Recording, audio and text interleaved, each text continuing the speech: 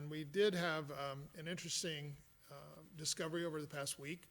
We had an outbreak in one of our nursing homes or long-term care facilities, but it was an extraordinarily mild outbreak. We had a number of individuals who were the heavily vaccinated population in the nursing home. They did test positive and are technically counted as cases, but most of them had no symptoms whatsoever, and the couple that had symptoms were very, very mild. So that's an evidence that the vaccine is working to protect our most vulnerable population.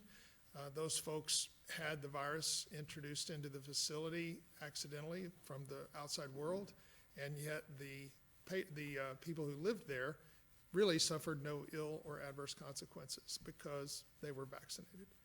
And that's what we're wanting to emphasize to folks throughout the community. I mean, right now, the population that has the highest case rates per 100,000 are young folks 18 to 24 years old.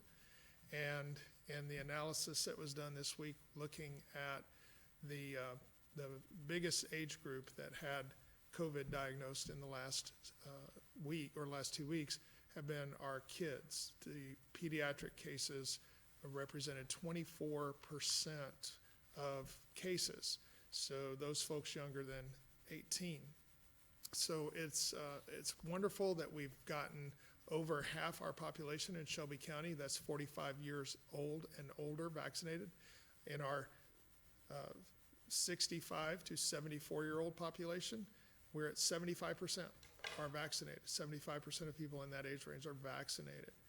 But right now, only about 5,100 or 10% of our eligible children have been vaccinated, and those age groups less than or lower than 45 years of age, they're less than half are vaccinated, and that's where we see most of the transmission going on.